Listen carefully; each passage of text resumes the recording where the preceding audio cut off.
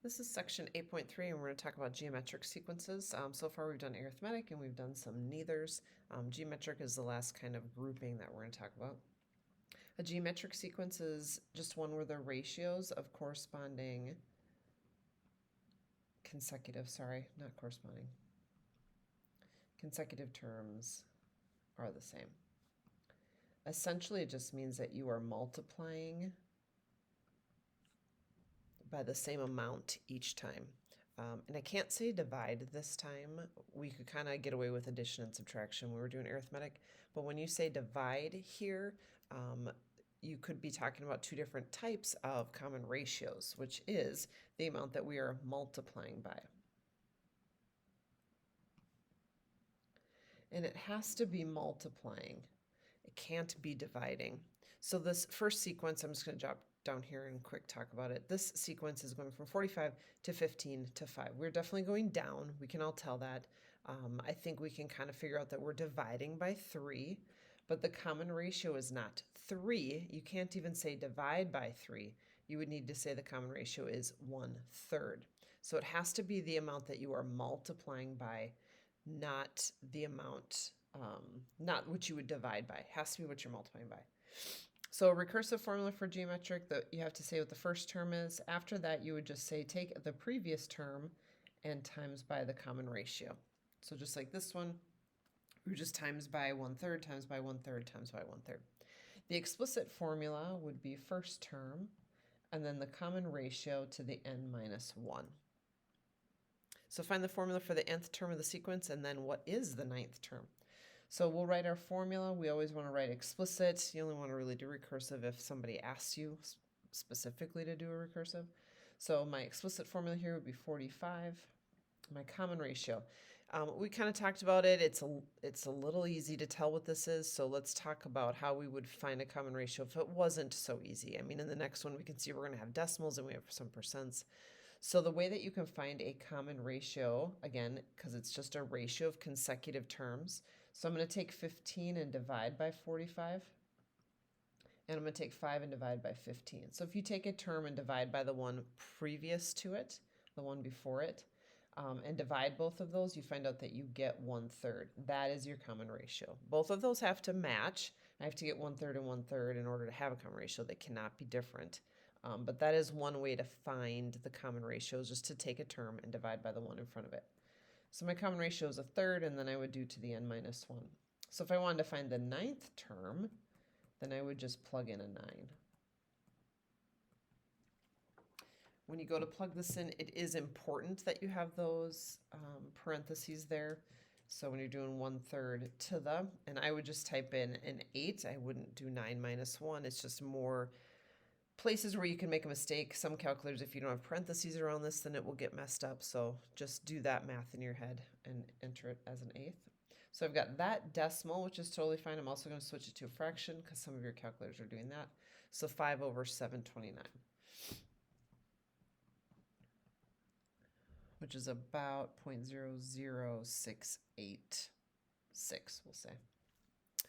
In 1990, the total box office revenue at the U.S. movie theaters was about $5.02 billion, and then from 1990 to 2003, it increased by about 5.9% each year. So we're going to write a rule for the total box office revenue in each year, so in terms of the year, which is an explicit formula. So looking at what I've got my first term, that's 5.02 billion. Then I need my common ratio. So that requires that I find the first 3 terms so that I can use my little trick of just dividing to figure out what my R is. It's not as simple as just saying that it's 5.9 or 0.059. We need to figure out what those first 3 are. So when I go, I'm going to take my first year's revenue, I'm going to multiply that by, and you can't use 5.9, you have to use 0.059. And that is the growth that I had. That's how much my sales will increase from year 1 to year 2. So I have to add that to the $5.02 billion. So now I'm up to 5.31618. It is also important that since we are doing a lot of I don't want to say rounding, but we're cutting off all of the zeros in terms of billions and in terms of billions here. So make sure you keep the entire decimal. When you go to divide these to find your common ratio, if you cut these decimals off, it's going to look like they're not the same. Your common ratio is going to come out to be different, and it's going to trick you to think that this isn't a geometric series, but it is. So make sure that you carry all of your decimals. So the third year, I don't just add this amount again. I actually want to find my 5.9% raise off of this income.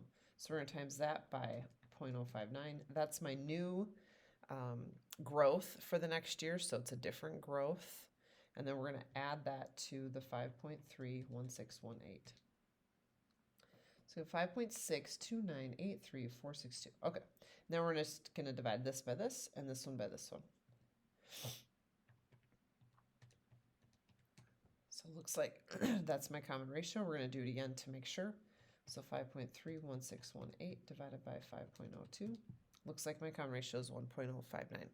So the reason why that is we know the 0.059 is our percent, and then the 1 in front of it is saying you have to take everything you had. So you're going to take your 5.02 billion in revenue, and you're going to add on 0.059% of growth. So this is taking care of everything you had. This is your growth.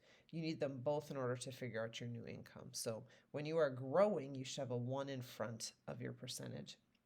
Different than when you are decreasing. We'll talk about one of those down here, what that will look like in the parentheses as well. So to the n minus 1. What was the total box office revenue at the movie theaters from 1990 to 2003? So that sounds like a sum formula. What's unfortunate is I accidentally put the sum formula box down in your notes, so jump down to that. We're going to quick fill in the sum formulas, and then we'll come back and do this one. I have to just redo that. So the finite formula, again, if this series ends, you will have the first term, and then you have 1 minus r to the n and 1 minus r. This one is pretty tricky to get in your calculator correctly, so make sure you're going slow. I would even throw some parentheses around the numerator and the denominator if you're attempting to enter that all at once. So this is for a finite. An infinite, actually, we can figure out. We did a couple on the first day where we were talking about sigmas, about figuring out enough of the pattern to see what the sum would be. And it really hinges on how big your r is. So this only works if your r is from -1 to 1. So you have to be a decreasing, essentially, percentage rate in order for you to find the sum of an infinite. The formula is way easier, just first term over 1 minus r, but it only works if this happens. If your r is too big, then it's an NA. You cannot find the sum of that series. So coming back to our movies, what was the total box office revenue? So my first term was 5.02.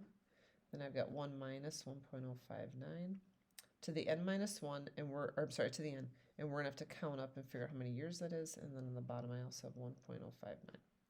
So from 1990 to 2003, if you just subtract those, it looks like 13 years.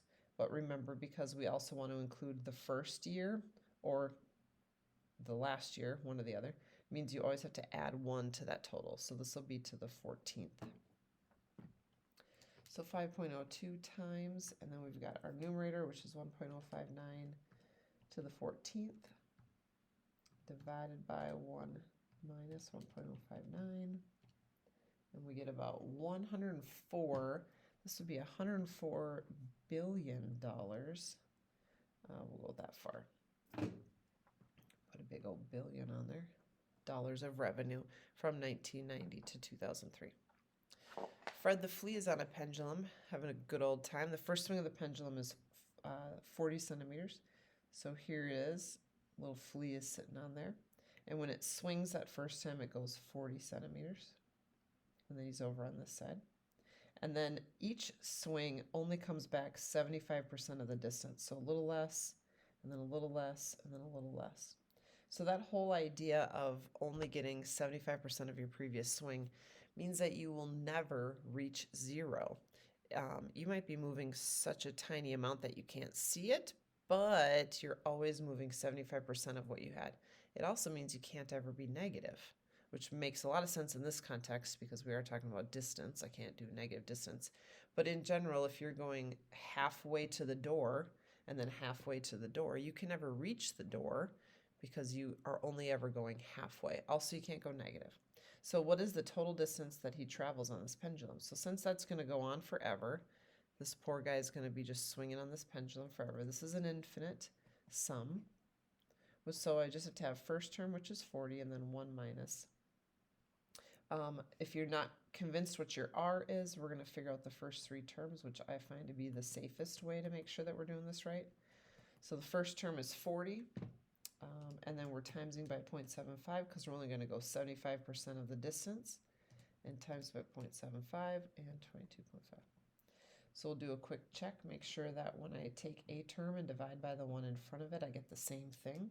So 30 divided by 40, and then 22.5 divided by 30. So 0.75 looks to be my R. So when you go to enter that, just make sure your denominator has parentheses. And you get about 160 centimeters that this flea will travel going back and forth and back and forth. A couple more in sigma notation. So this first one says find the sum of. I would always suggest to you that you write out the first three terms. Oops, A. It's easier to tell if you are arithmetic or geometric, as on the test there's going to be a mix. So 4 times 0.3 to the 0. And then, oops, to the first. And then to the second, 0.36. So I'm going to do a quick check, make sure that I know I'm confident in what my common ratio is.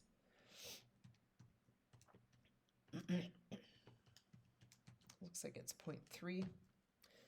And I'm going to the 12th term, so my sum is first term and then 1 minus 0.3 over 1 minus 0.3. And then the number of terms from 12 to 0, you can subtract those two, and then you just have to add 1, so it'll be to the 13th. It's got 4 times 1 minus 0.3 to the 13th, and 1 minus 0.3. So it looks like 5.71. Next one, I'm going to do the same thing. I want to write out the first three terms. So I'm going to plug in a 1 to start. Oops, that's 6. So I'm going to plug in 1 to start, so 1 minus 1 is 0. So it'll be 4. A2 will be 2.4. And A3 will be 1.4. We're going to double check, make sure that we are confident on our common ratio. If these turn out to not be the same, then it is not geometric, so I can't use my formulas. That's why we're doing a double check. Sometimes it's easy to look at a formula and go, oh, I know what the common ratio is, and then you might be incorrect, especially on this kind of problem. Most kids think it's 5.9 or 0.059, so write out the first three terms so you're really confident about what your common ratio is. So I'm doing the sum formula. This is going to infinity, so my sum formula will be first term and 1 minus my common ratio, 0.6. 4 divided by 1 minus 0.6 gives me 10. Last one, first three terms. So I've got A1, got negative 4 times 6/5 to the, and if I plug a 1 in there, 1 minus 1 is 0, so that's where I'm starting. So negative 4 is my first term. Second term will be a negative 4.8. And third term will be a negative 5.76. Again, we're going to check and make sure that they all have the same common ratio, so I can do this problem. So negative 5.76 divided by negative 4.8, and negative 4.8 divided by negative 4. Looks like my common ratio is 1.2. This one's going to infinity, so I'm going to just set it up. First term is negative 4 and 1 minus 1.2.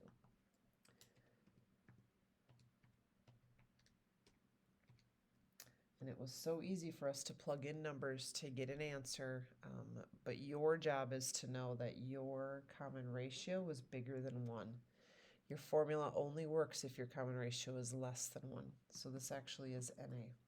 I just do that to show you how easy it is to kind of get in the groove for doing the math and forgetting to check what your common ratio is. So that's why we always write out the first 3 terms. We find the common ratio.